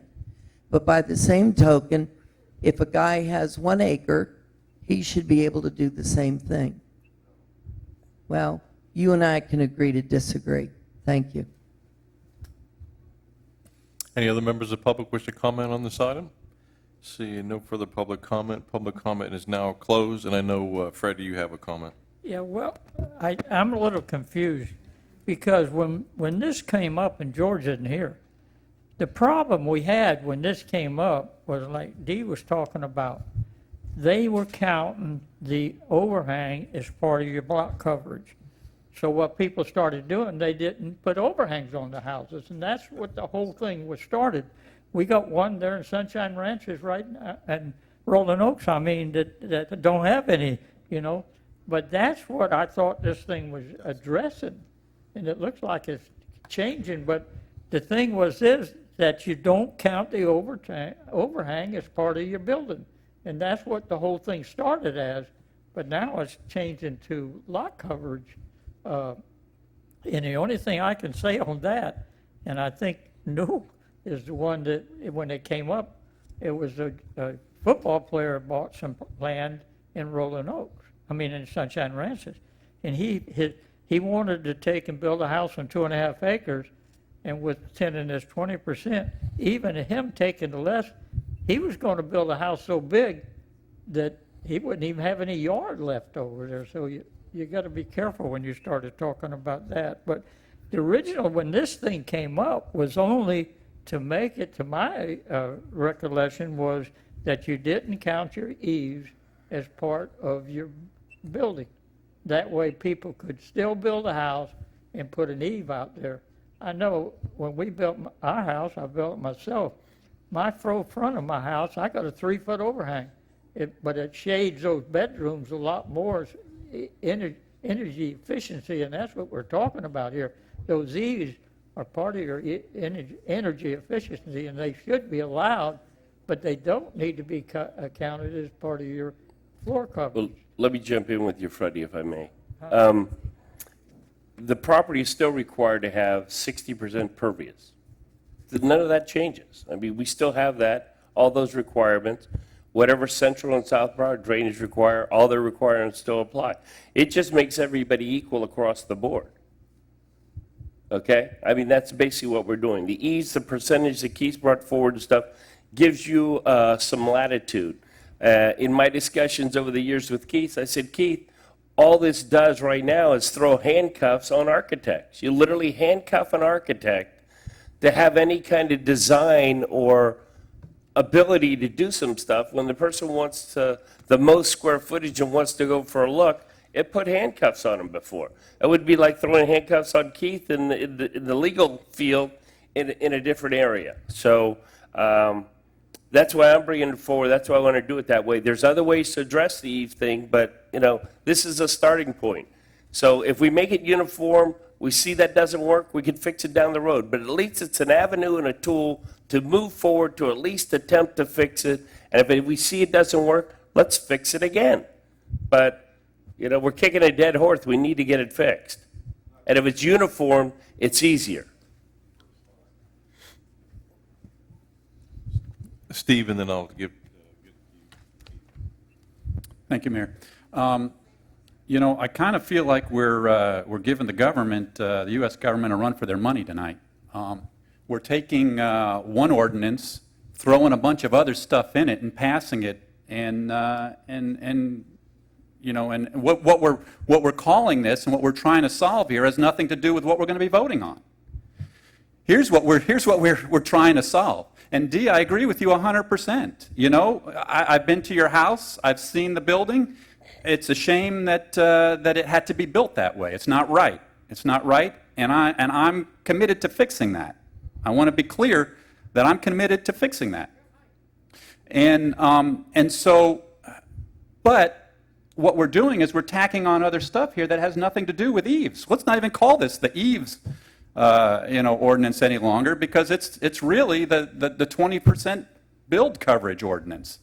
Bob, to your point, I've read it too. I want you to know I've been on vacation for a little bit, and before I left, I was given this ordinance.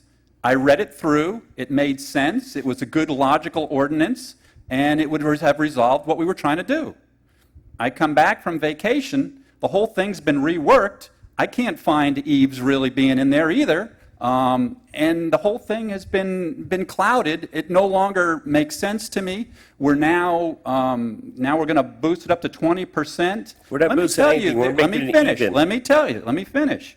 The issue here is if I lived in over in Sunshine Ranches, and I had the benefit of all that additional open space that's not available to me in Country Estates, I would be very appreciative of that, because I think that's what this rural lifestyle is all about.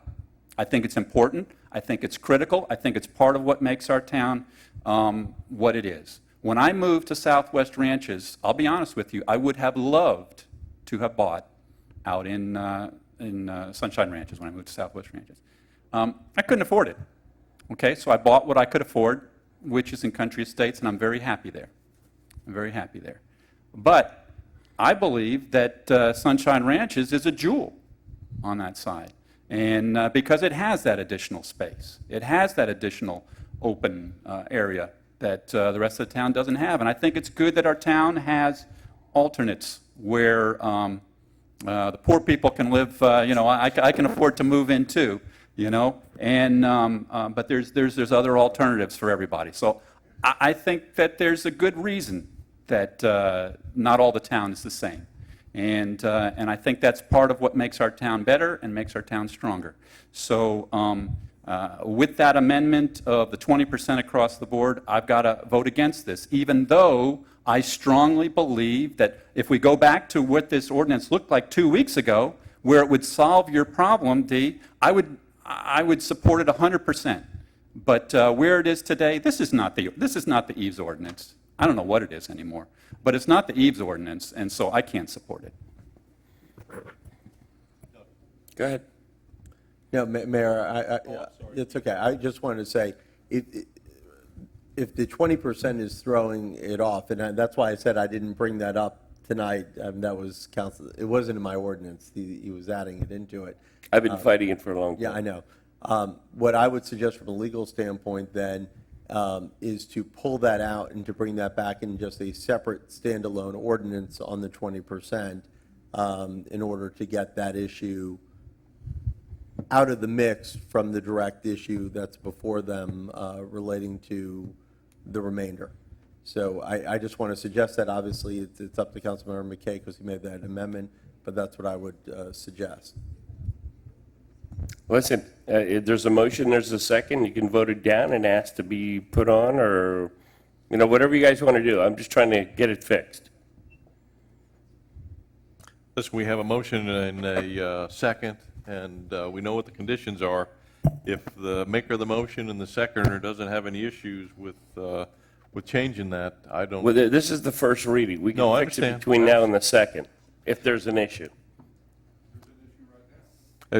Stop. So, Well, Doug, go ahead, Freddie. Doug, I'm going to have trouble like Steve, because this is not what, I know what George was asking for, and it's not there. It is there. It says right here, is enable residents to construct roofs eaves without impacting the overall plot coverage. And that's what D wants, but there's too many other things that's written into it that's changing it. I would support that 100%. I don't have anything related to my 20% written into this. You did what? It's not written into this. You just added it. It's something I'm bringing up to modify it. So as far as the rest of this, how it was changed, you want to go in discussion on that, that's fine. But I mean, it is written. what I was asking was to modify it. Yeah, but It's written in there. You say it's not written there. I just read it. It's you're on the roof overhang part, on the eave. Okay? The He roof doesn't, overhang that's is what, the eave. I'm bringing forward to modify that, to make everybody the same. 2 of the district zones are 20% now, one's 13%. I'm saying aside from that, make them all 20, It's 10%. 10, whatever it is. Just by way of background, A1, A2, and RE are 20%, RR is 10%. And that's currently what the law is, and this does not change that one iota. The only thing that changed it was when Councilmember McKay is trying to amend this ordinance to make RR uniform with the other district.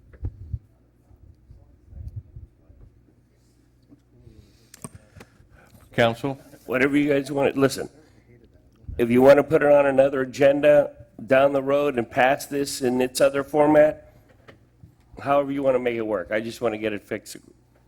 Well, I would really like to fix this, and I am very disappointed that this poison pill has been added to it to where I can't vote for it, because what this ordinance should stand for and what this ordinance should be trying to resolve is important to me, and I want to vote to get that done. And so it's very disappointing to me that I'm going to have to actually vote against something that's important to me. Listen, we can change this motion. We can vote it down, or you want me to remove it. Tell me what you want to do that's going to work for you tonight to get part of this done. Again, we have... I made the motion. I mean, I can Okay. withdraw the motion. Okay.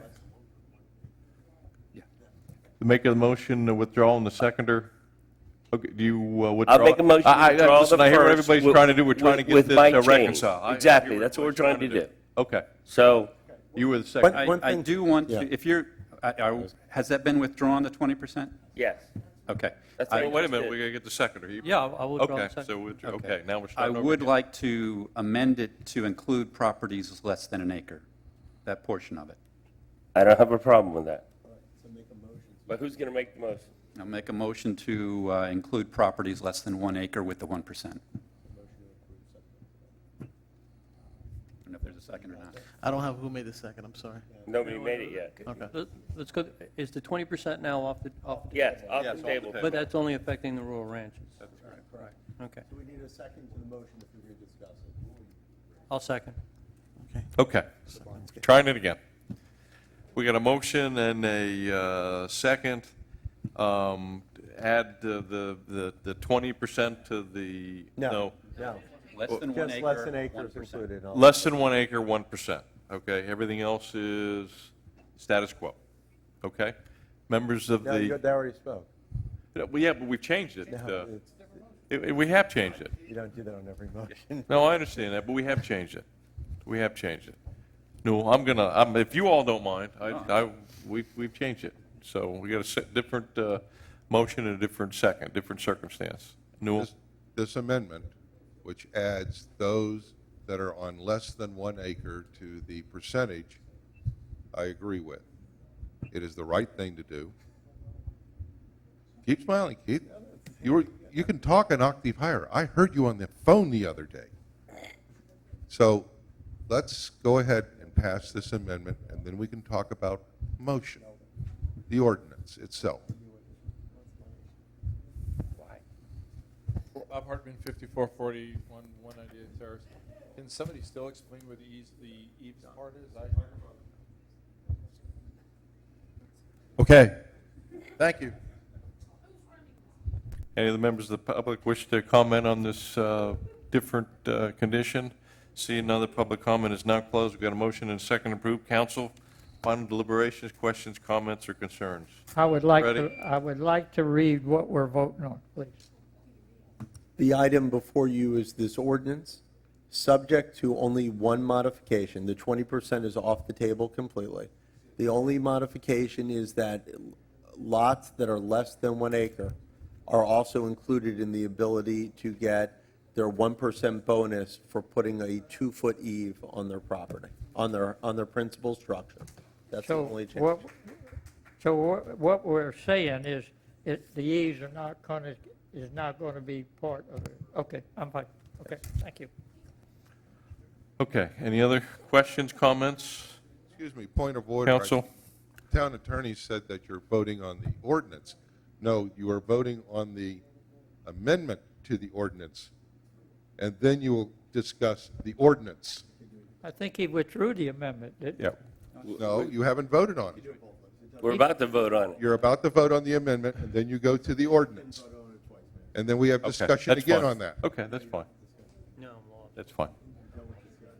Okay, we got a motion and a second. Again, are there any additional questions, comments, or concerns?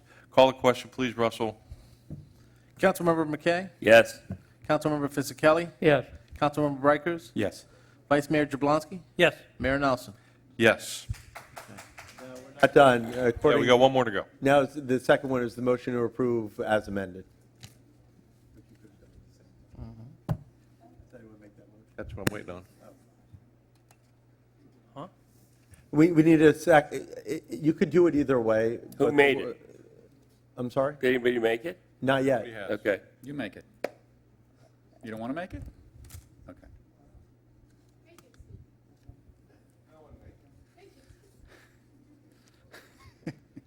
I will make the motion. However, I will tell you this, that between now and the next reading, we're going to have some conversations on understanding the eaves part better, because I'm still not comfortable with the way it is.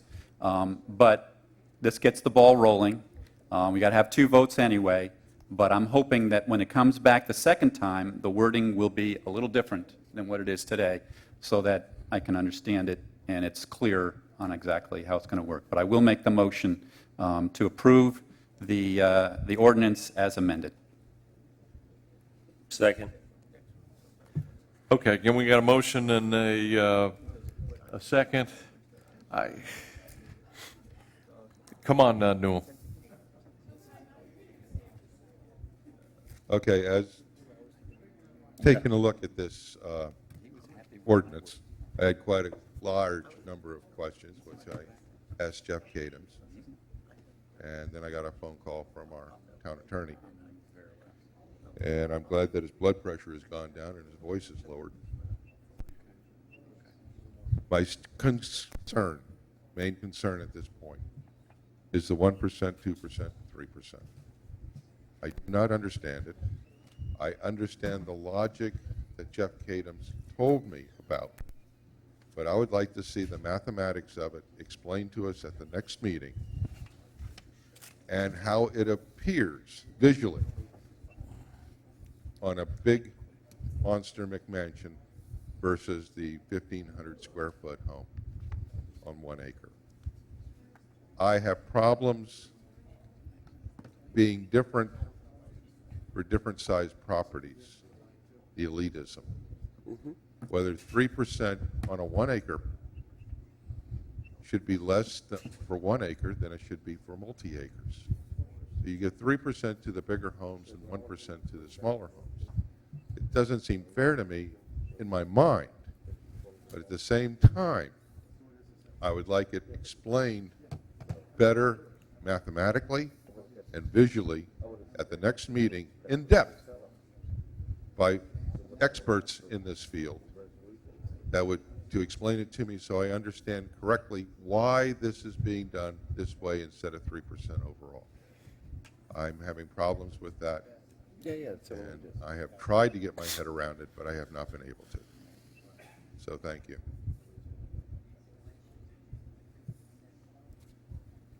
Last comment. Bob Hartman, 5441 198 Terrace. Somebody just mentioned that bonus is the carve-out for eaves, because nobody's explained it. I really want, I would encourage that the language be strengthened to say specifically carved out, specifically dedicated to eaves, because otherwise this turns into a 1 to 3% increase in the size of the house, which I don't think is your intention.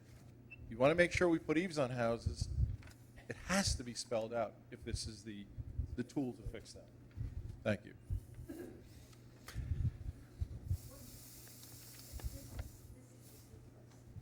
I'm sorry, I just have one other thing I wanted to ask. You know how we have that flashing, this is for meetings, for townspeople.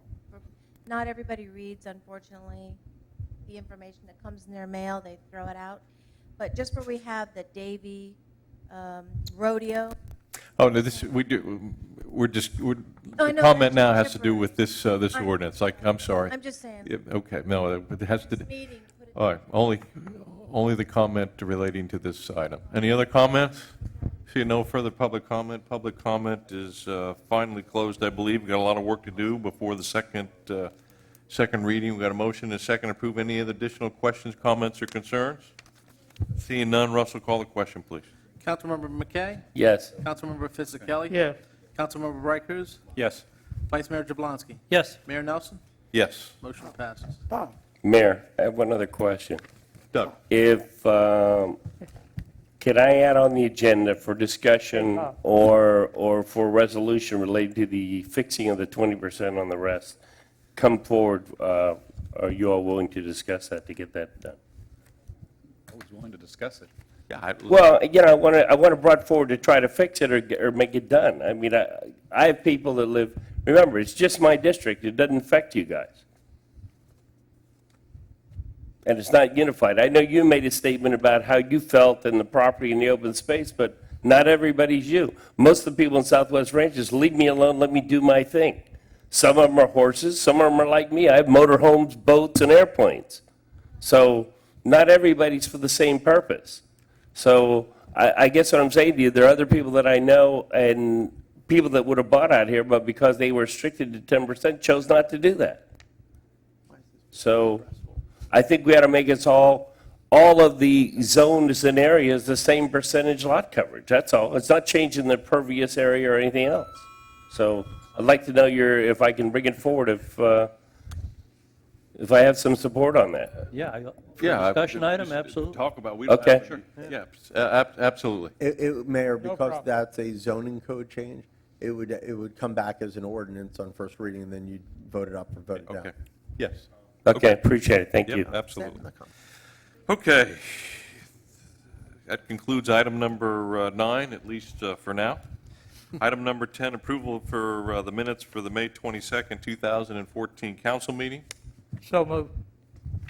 Second. Motion is second. I know you read them, just in case there's an issue or there's a problem with what's in there as part of the minutes. We have a motion and a second to approve the minutes. Any members of the public have any issues? Okay, seeing none, public comment is Read that. closed. We have a motion and a second to approve the council meeting minutes for May 22nd, 2014 regular council meeting. Call the question, please, Russell. Councilmember McKay? Yes. Councilmember Fisickelli? Councilmember Fisickelli? See it, that's the half of Hey, it. Freddie. Ready? Approval of the minutes. Approval of the minutes for the May 22nd meeting. No, you got to answer. Yes. Yes, Councilmember- okay. Thank you. Councilmember Bright Cruz? Yes. Vice Mayor Jablonski? Yes. Mayor Nelson?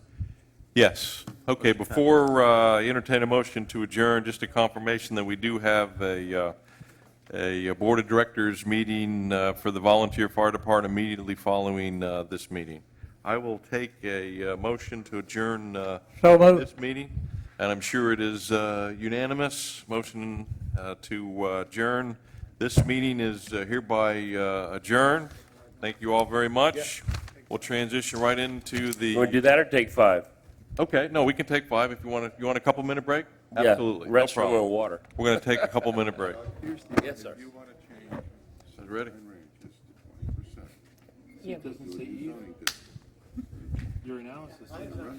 Why would you do a new zone? Yes.